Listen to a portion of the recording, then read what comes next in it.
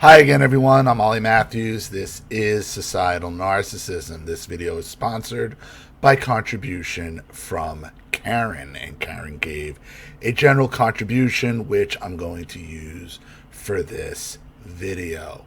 Next one up, here we go. Her name is Amy Palmer. She's the founder of PEAC, or Parents of Estranged Adult Children. We'll share that website link with you as well. So let me get Amy on. Hi there, Amy. How are you doing today?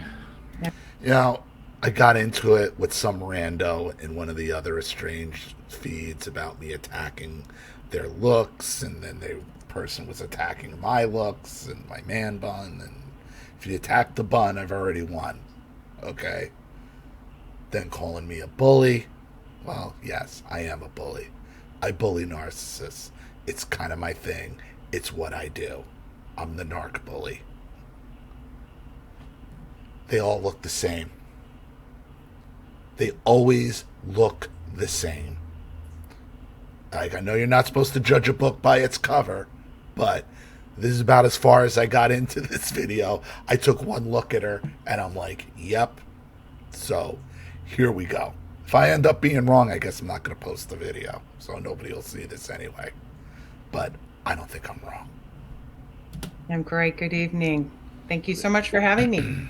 Very good, very good. Yeah, I appreciate you coming. You know, I've said for a Think about how many groups there are now. Now, this is another group she has, another website or organization, peaceinternational.org. So who knows? Let's see. long time doing the podcast that I like to have other people involved, just because then it's not just What me, is with it's good. I don't understand the music on the bed music. It's called a music bed.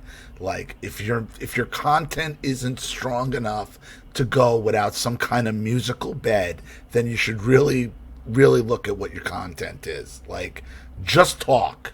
You don't need the distracting music. Good to hear different perspectives and different experiences, and help other people to be able to cope in some way. Whatever you have might just resonate with just the right person, and as I'm sure you've experienced with your organization. So I know we'll get into it a little bit more later, but tell us a little about your organization. Well, it's Peace, and it is Peace without an E, and that is Parents of Estranged Adult Children. I've been going since about 2017, when my then 18-year-old daughter estranged from me for the first time. And I was... So, of course, all the founders are all parents that have gone no contact. 18 years old, her daughter went no contact with her for the first time.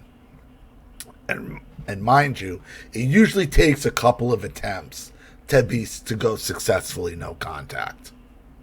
18 is young, and it's tough. It's a tough age to try to go no contact at. just devastated, as it can be so consuming. And normally an upbeat, outgoing person, I found myself becoming depressed and isolating myself. So this upbeat, outgoing person, just out of nowhere, your daughter just cuts you out and goes no contact, right? Right. This is what they always want you to believe. And again, we'll see if we get any specifics to what her daughter's actual complaints were. I doubt it, because they all keep it vague and make it about them. I thought, I need help, and I started looking for a support group, and there wasn't one. So at least not that I found in my area. This is, of course, pre-COVID, so I was looking for something in person, and right. And she's talking 2017. There wasn't any support group, because we still had, the ones who had been abused, the actual victims still had the upper hand online, on YouTube, and with support groups and Facebook groups and all that. Okay, once our movement, once our word started getting out to people, and more of these monsters were being cut out of their kids' lives, they start making their own groups and stealing doing what they've always been doing, stealing the identity of their children who they've been abusing. Now stealing their victimhood, which again I knew was always going to happen at the beginning of when I started doing this 11 years ago. I just decided, well, I guess I'm going to start one. So I really have no professional training. I was a broadcast journalism major and marketing in college, and so I just thought, well, I broadcast journalism and marketing, two careers, okay, that is a haven for narcissistic liars. Okay, two career paths that are just havens for sociopathic narcissism and liars. experienced this. I'm going to learn and research and do as much as I can and hope to help others along the way as I started to heal myself. So if there was no information, what research could she have done? Oh, you know what she did? She started watching the victims' channels. She started watching channels like mine and other people's channels, and then learned the vernacular, and then learned to turn it around, to flip the script, to make herself into the victim. Because she said herself, the reason she had to start this group in 2017, because there was no information. So what were you exactly researching then? If you let them talk, and you can just step back and listen to them rationally, you can pick apart their bullshit so easily. That's peace in a nutshell.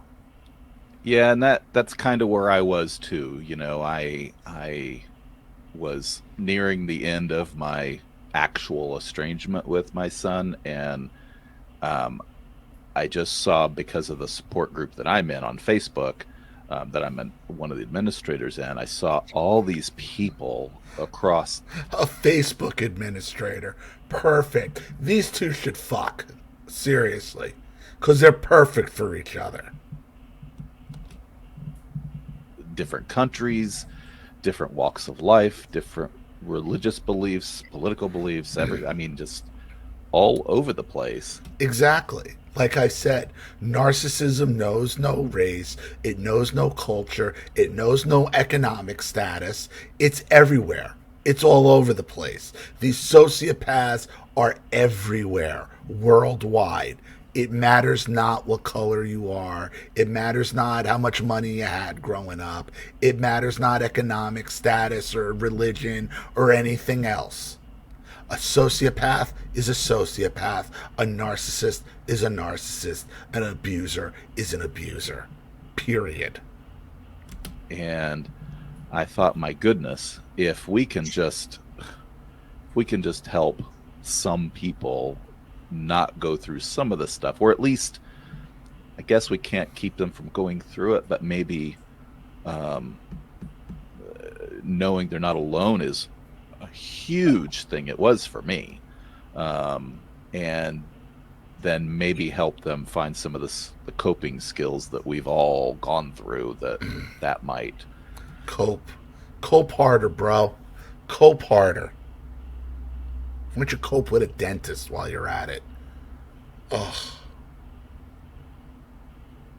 How to make it about themselves, how to flip the script and turn themselves into victims. This is what the narcissist is always going to do. I warned you, everybody, about this when I started 11 years ago, because I understood then what their nature is. Their true nature never changes. Make it not quite as unbearable for them. So that was I think it's yeah, go ahead. Well, you bring up a really good point, is just so many people over and over again that they thought they were the only one. There's so much shame in estrangement. Oh my goodness. You think, what kind of parent am I, that my You think you're the only one. That's our reality. See, they're turning our reality into their reality. Because that's how they got away with the abuse for decades, for so long. Because we thought we were alone, we were isolated, that nobody could understand what we were going through. You know, on second thought, you know, they probably do think they're alone. Want to know why? Because they all thought they were special. Because they all thought they were smarter than somebody, than everybody else. All of them. Because none of them realize they're all operating out of the same fucking playbook. They don't. They just think they're so smart and so calculating and so manipulative, so smarter than anyone else. No one else is doing what I'm doing. No one else can do this and get away with it. And then when it blows up in their face, yeah, they probably do feel like nobody else will understand. And what they don't understand is that you're both basic as fuck. Basic narcissists. Operating out of the same narcissism playbook that is being run for fucking ever. You're not special. You're not smarter than anyone else. You're not tricking the world like you think you are. You're basic. Child doesn't want to have anything to do with me, and people judge you. They just do. And so we have a tendency of not to talk about it. Of course people are going to judge you when your child wants nothing to do with you. Because most people don't act the way that you two must have acted towards your children. They don't get it. Because most people are normal. Most families are normal. And for me, I just wanted to get the word out there. It's a silent epidemic. As you talked about, it's in every culture, it's in every country, it's in every income bracket, ethnicity. It's not a silent epidemic. We've been talking about it now. We've been talking about it for years. We've been screaming about it from the rooftops. It's not a silent epidemic. It's a silent epidemic for you two because you're ashamed. See, what again, this is trying to shift blame so they don't have to take any accountability for their abusive behaviors. That's all these groups are about. That's it. Having to take zero responsibility for any of their abuse. And in turn, turning themselves into the victims that their children actually are. Everything. It's just all over. And it's an epidemic, although a silent one, because they can't get the numbers on it because so many people are filled with shame and they don't want to come out. As you should be. I'm guessing, again, it's a guess, but almost everybody in their circle of influence knows somebody who's estranged, but they don't know it because they won't tell. Right. Well, it's kind of funny. Right, because they don't want to have to answer the questions that are going to come. The questions that we all have that you two won't ask. Because you're not going to be able to keep it vague with people you know in your real life. Because those people are going to ask you questions. Here, you're just going to make vague statements, okay, and hit post and say, booty hooty hoo, I'm the victim. You're not. On the podcast, when you're setting up to do a podcast, you know there's a lot of things you have to do. It's pretty easy to do, but there's a few things to do, like you want to choose some music. So I found some music that I really liked, and there's free places you can get it where there's a whole bunch of different stuff. So I found at least the music stopped. The music bed, stop playing that. That's really cool music that I was drawn to it, and I started I emailed the person who wrote the music. I found it on YouTube, or actually I found it on a different site, but I emailed him and I'm like, hey, listen, this is my deal. I'm doing this podcast. I am not monetizing it at this point. I'm just trying to help people out there get some help, and explain the estrangement and what I went through and whatever. Would you be okay with me using your music? Because I want to make sure I have permission and what. So you need music in order to get your perspective across. Is that what you're saying? That your story isn't strong enough. You need some kind of music to underline it, to emotionally manipulate, right? That's basically what we're talking about here, is some type of emotional, subconscious manipulation from two people that have been gone no contact with, probably because they've been emotionally manipulating and abusing their children. Just let them talk and listen. They'll tell you who they really are every single time. Whatever, and that way, if I do at some point monetize it, then I can address that, at that point, if you would like royalties or whatever.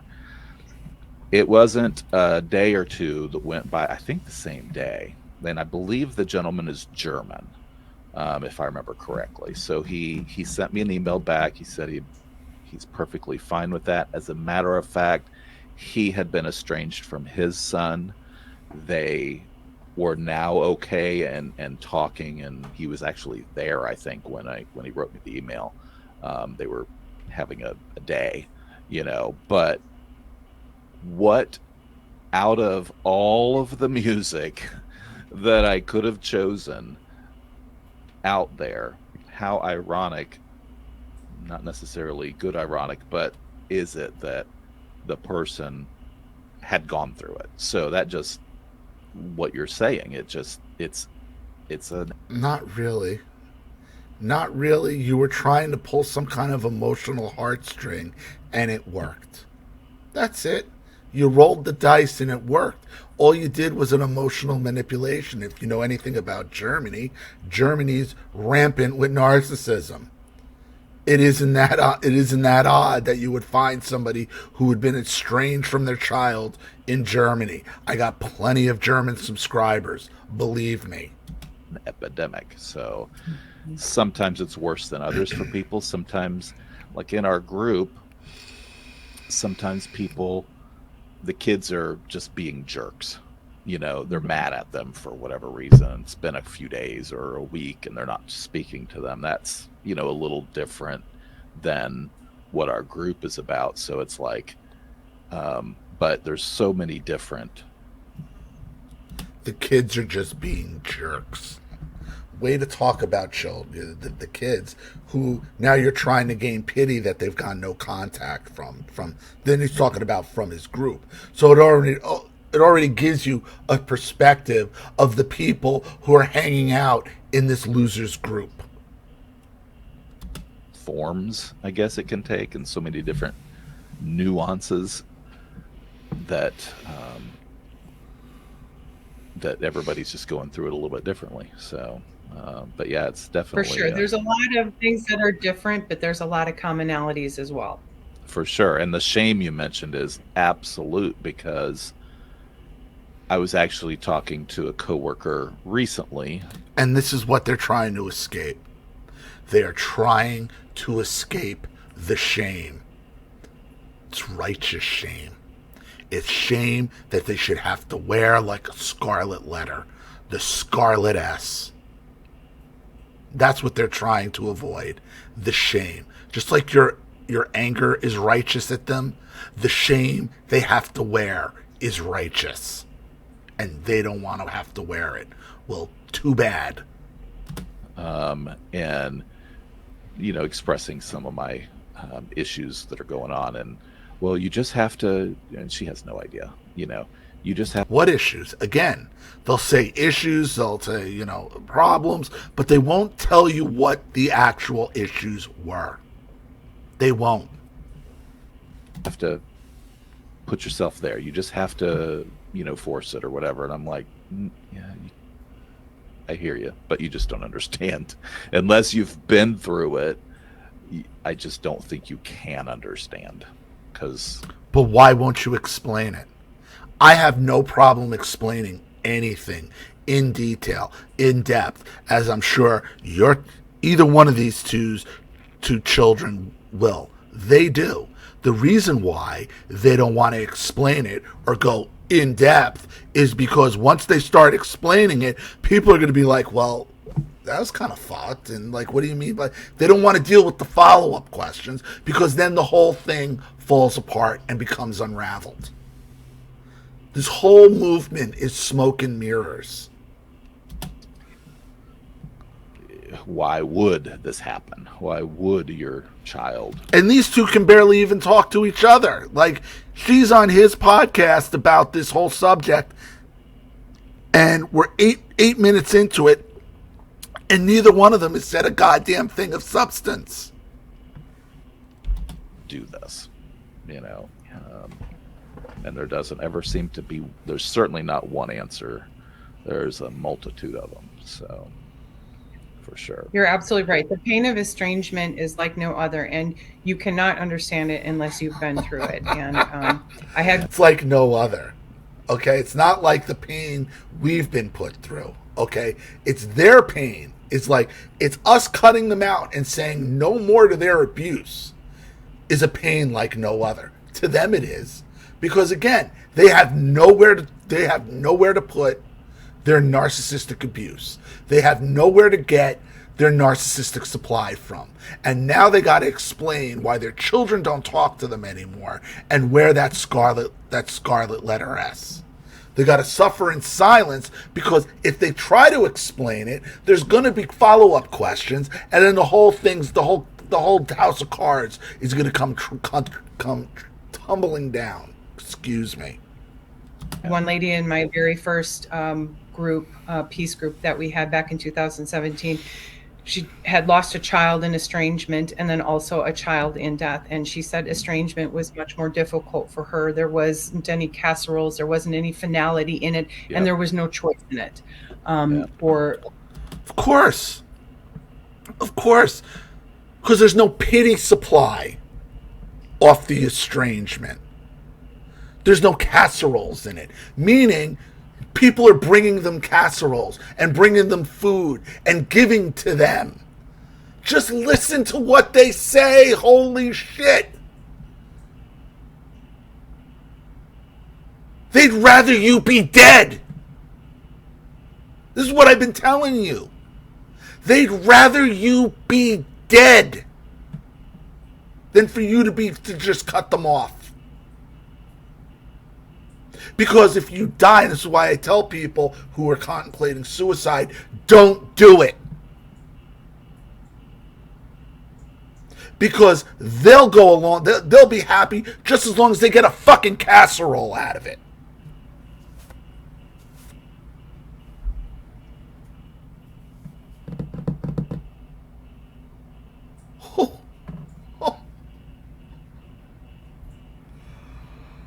It's worse if your kid went no contact than if they died, because there's no pity and there's no casseroles, and you don't have to explain it. There's no explanation. There's no shame. Only supply and casseroles, and maybe like a nice pasta salad.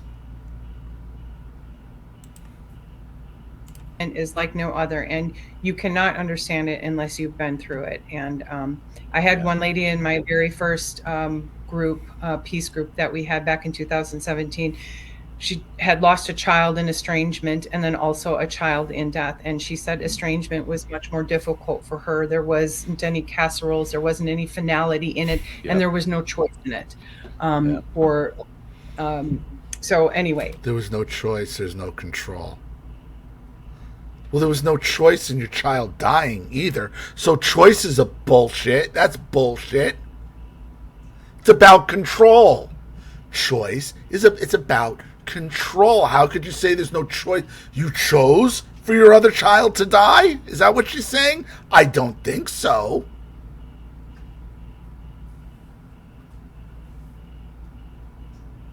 it's a very, very difficult situation. And that's why the support groups and what you're doing and myself and all, there's lots of others like us out there Yeah. trying to get the word out to educate people and to tell them that they're not alone. And then there's channels like mine and Marnie who are out there to set the record straight.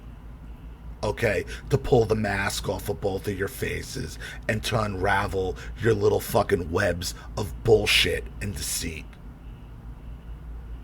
And those feelings, and that we're all going through them, different but same. Yeah. I was just going to say, actually, it's funny you said that, because there's several people in our Facebook support group that have lost the same way. They've lost a son or daughter in estrangement, and then some of them don't have multiple children, but then during the estrangement they died. So they really don't have that closure, and they have said it's difficult for someone who hasn't gone through that to say it, but although I've thought it, which is worse. I think it would almost be worse for for you to know they're still there, but they're just not speaking to you, Right. So why would that be worse? Why would that be? At least you could say, well, I hope they're living a good life, and I hope, it could be, as long as they're alive. Aren't you just keeping hope alive? That the relationship could be fixed if the kid is alive? No, they'd rather you be dead. Because then they don't have to deal with any of this shit. But yeah. Well, I'd like to talk about your mission in a little bit more detail in a few minutes. What about you, though? You want to tell us a little about your story and what happened? Oh, please do. Sure.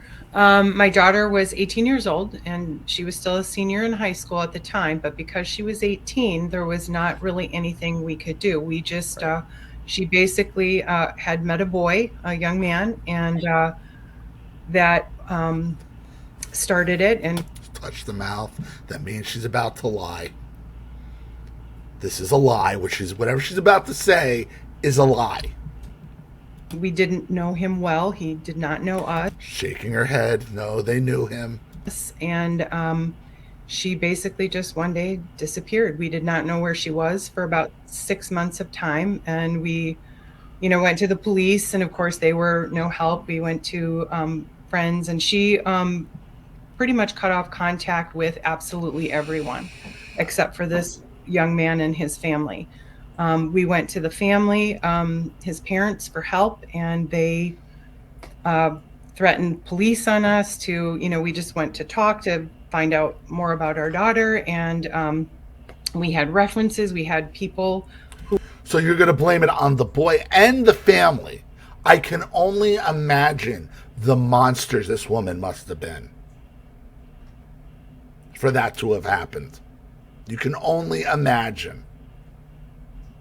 Who were friends who we've known for 15, 20 years, vouch for our character, trying to get help from them to find out where our daughter was, but they refused to help us. And so and that was started my journey with Peace, to start that, to get help and support and educate myself.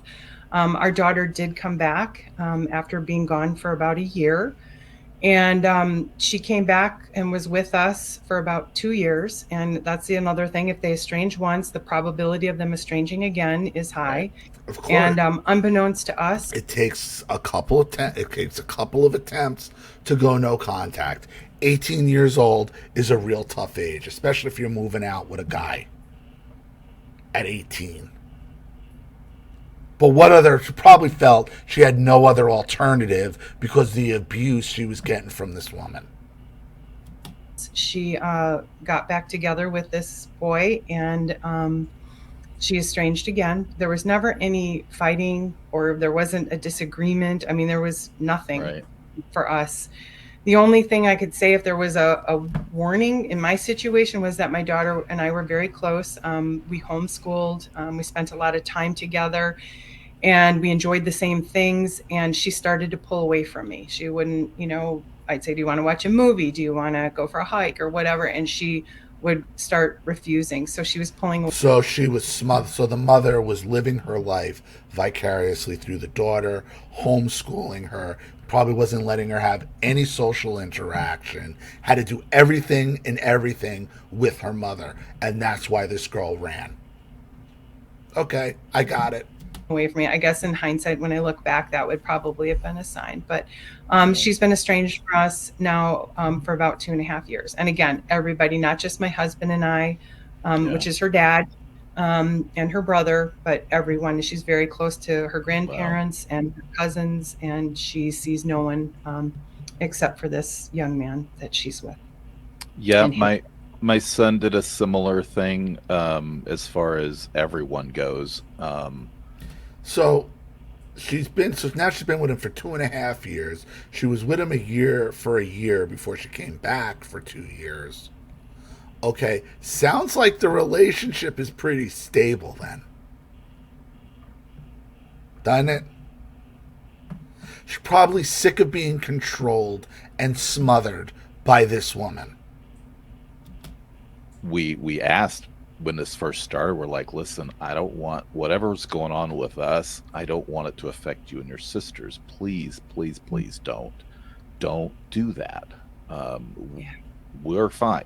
I just don't want you guys to lose it, because I was never close with my siblings growing up. My wife wasn't either, not really. We're both the babies, and they were much older, and those kinds of things. So we just didn't want them to do that, but he did, and it caused a lot of issues, and it was just it was very difficult. So I hear that, and then like I said, while we're not estranged with no contact, I guess I should say, things are strained because of different beliefs and certain things, and it's like I can feel that.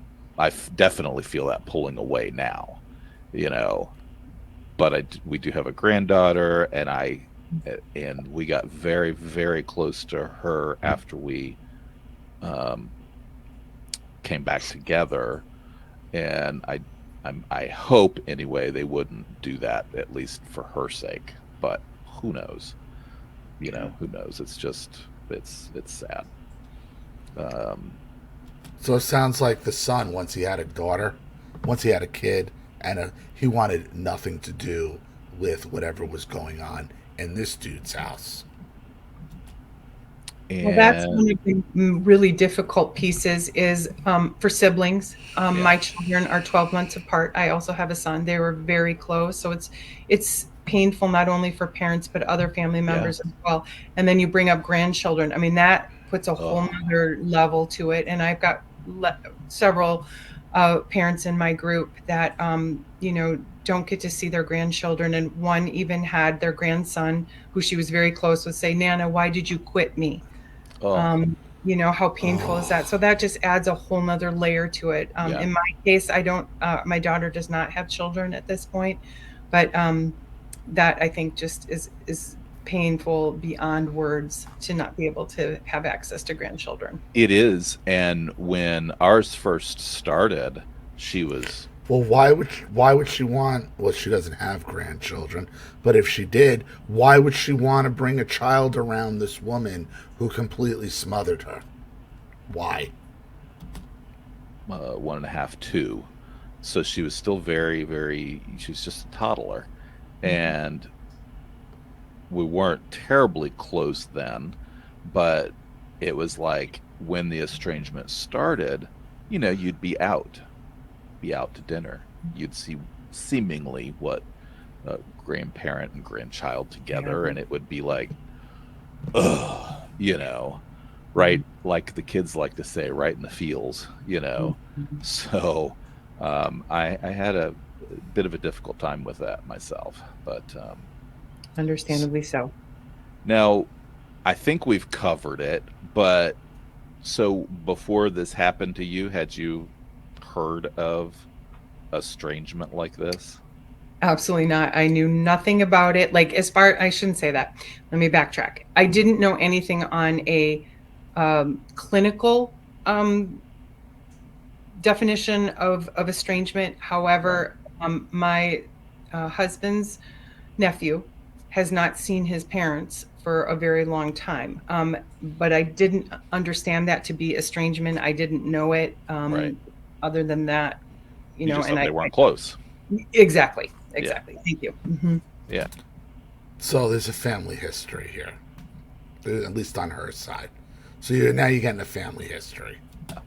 Yeah. I didn't either. I mean, however, then going back, one of my episodes of the podcast, someone recommended to me to talk about generational estrangement.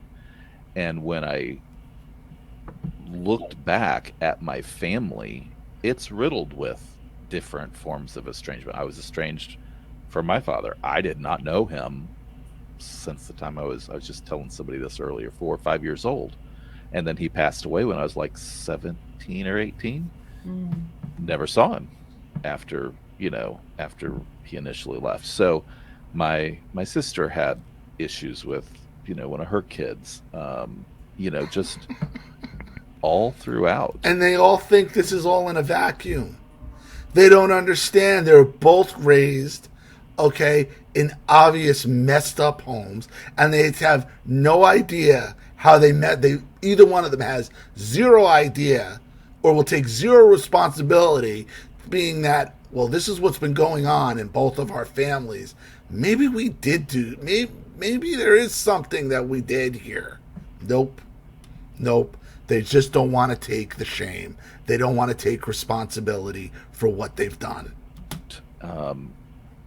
I just didn't recognize it in that way. Like you said, I didn't. And she just wants to blame it on some guy. He wants to blame it on a girl with the son. And it's deeper than that. It's obviously deeper than that.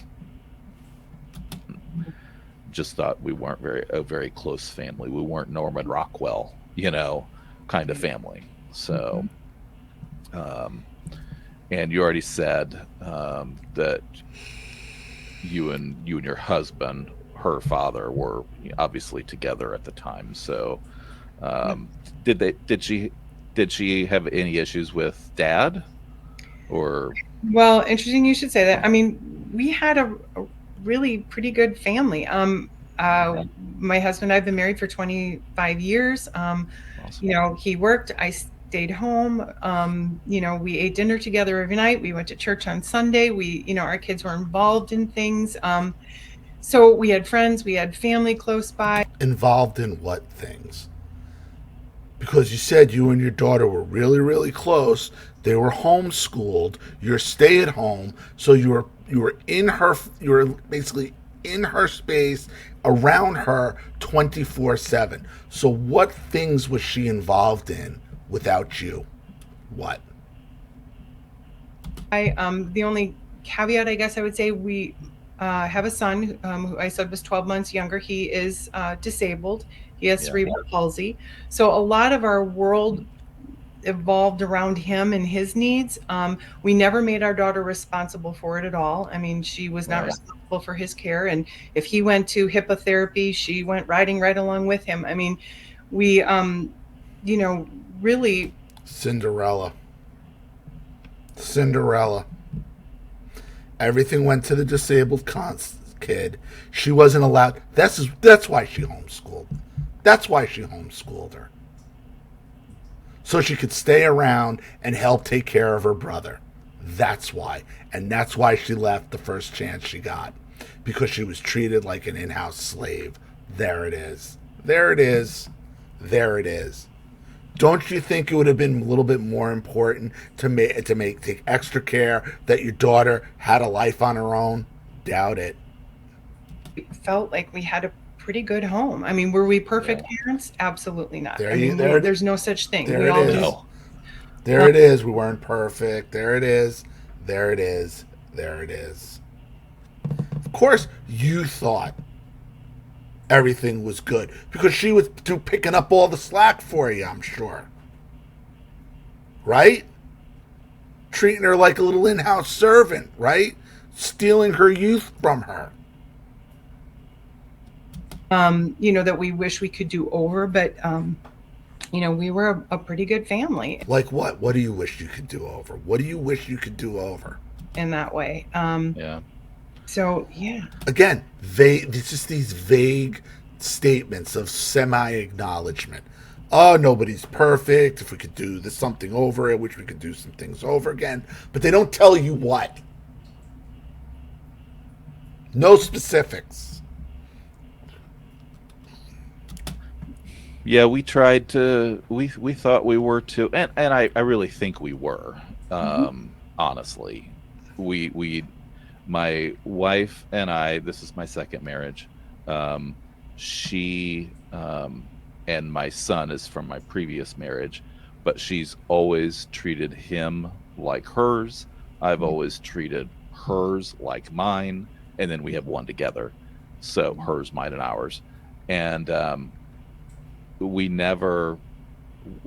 almost never, her and I almost never fight, so they never saw that kind of relationship. We didn't really believe in corporal punishment, although we really wanted to sometimes, so they've always had a roof over their head, food in their belly, and have what they need. That's your job. That's your job. Again, so what? That's what you're supposed to do. So what? Yep. Like you said, were we perfect? Absolutely not. And why weren't you perfect? What is it that makes you say that statement? What did you do? Why is he really mad at you? Why is she really mad at you? They won't tell you. They just give you these vague stories. Blame it on boyfriend. Blame it on a girlfriend. We weren't perfect, but if we could do some things over again, well, what? They won't tell you. They don't tell you. When I got back together with my son, and he explained some of the stuff, I'm like, oh, well, I had no idea you felt that way about that, and I didn't know that happened. I had no clue. What happened? What? See, here they won't tell you. So now your son told you why he's pissed, and here's it. Just the vagueness again. Well, what was it?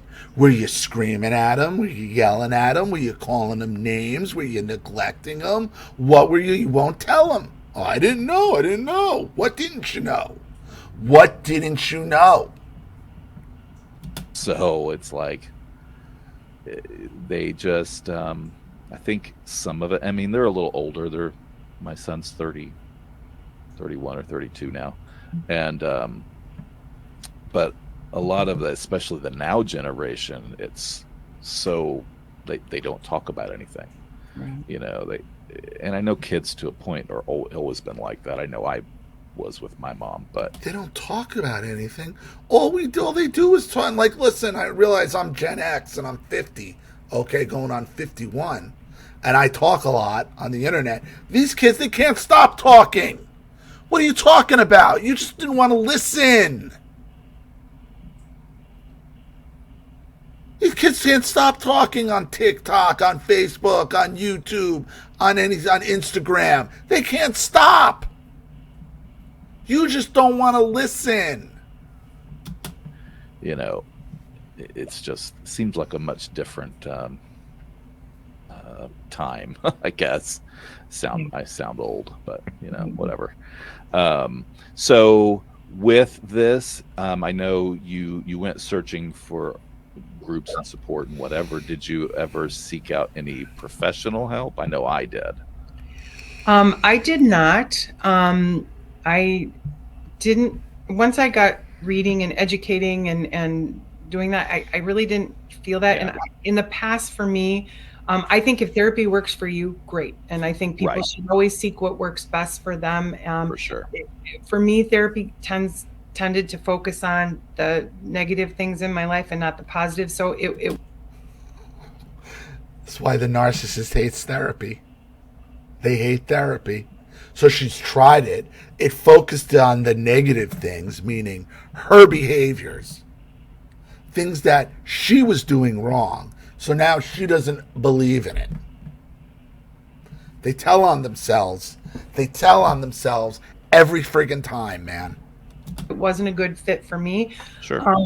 So Right, because whatever therapist you were talking to was pointing out what you were doing wrong, was pointing out your abusive behavior, and you don't want to take responsibility for your actions.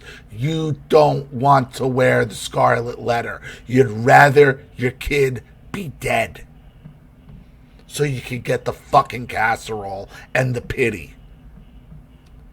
Both of them. so that's why I didn't do it. But I think absolutely therapy should be pursued if that's your jam. So you didn't do it this time. So when were you in therapy? So there must have been a time where she was in therapy. Why were you already in therapy? And if you didn't like the negativity that was coming at you, so where was this everything was great, which came out of nowhere? Bullshit. You just told on yourself again.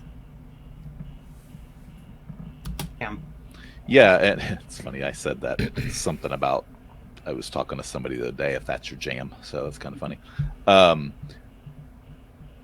For me, I've had therapy in the past, and I'm learning now with doing this support group and talking to people like you, that there's so many therapists out there that we'll just say aren't good.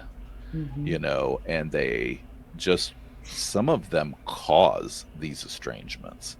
Some of them, the kids go for therapy and they say, oh, she's toxic or he's toxic, you need to cut him out.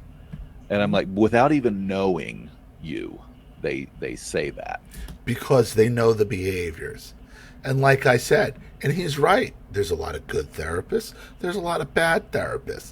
And if you're going to go to a therapist, make sure they truly understand personality disorders, cluster Bs, narcissism, sociopathy, histrionics, and borderlines. So yeah, if your kid goes to a therapist that understands and can spot narcissistic personality disorder and toxic behavior, yeah, there's only one answer to that. Cut them out, cut the toxicity out, and go no contact. They don't like it. This is why they need to stay vague. Because there's no staying vague in therapy. There's follow-up questions. And then follow-up questions, and then accountability, which neither one of these two want to take for anything. So now it's the therapist's fault, the girlfriend's fault, and the boyfriend's fault. Got it. But we weren't perfect. We weren't perfect parents, but who is, right? The kids could be saying anything, true or not true, or from their perspective, or even if they don't mean for it not to be true, but just to tell them, oh, just, you don't need them in your lives. It dumbfounds me that they do that. I've always been because there's things you just can't lie about. This is what these two don't understand. Okay? When we talk about our stories and we can relate them. Okay, this shit you couldn't make up, that Hollywood writers couldn't dream up. That's why. And they know it's real because they've heard it before. And we're at a point now where people are understanding, and therapists, or there's more therapists who understand the condition, who understand and can spot it immediately what is going on. Of the opinion in my group that I'm part of, and anybody that I talk to about this, that as long as you weren't physically, emotionally, or sexually abusive to them, there's no reason. I mean, yes, some parents I know are intense. Some kids are intense. But unless you fall under some of those things, at least in my view, you shouldn't just completely cut them out of your life. Right, but the problem is with a narcissist, everything is subjective. They might not deem it as physical abuse, even though the world does. They might not see it as emotional abuse, even though the world does. They might not deem it as psychological control, even though the world does, because they live in their own worlds, where they're the final arbiter of what is and what isn't. And again, this is about control. Like she said, I've lost control. If they go no contact, if they just cut me out, as opposed to the child just dies. I've lost control. I don't have a say. It's just, especially with no reason given. Yeah.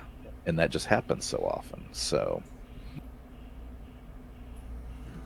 tune in next time when we continue our conversation with Amy. I'd like to again thank. I'd rather not. I'd rather not. We're not going to do part 2 of this. I think we got it.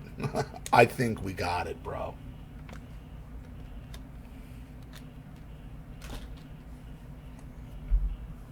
They'd rather you be dead than to go no contact. That's these estranged parents.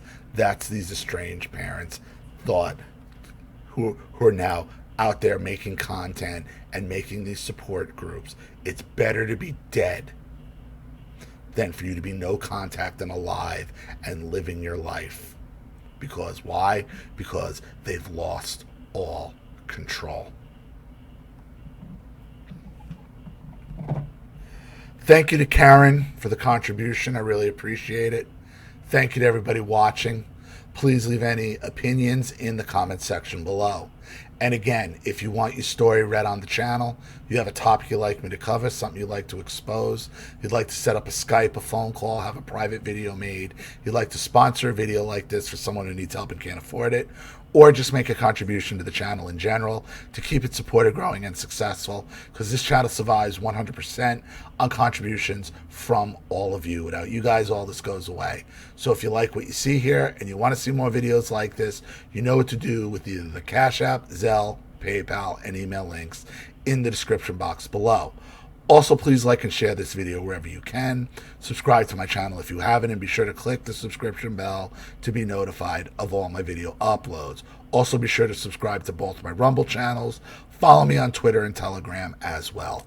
I'm Ollie Matthews. This has been Societal Narcissism. Take care, everyone.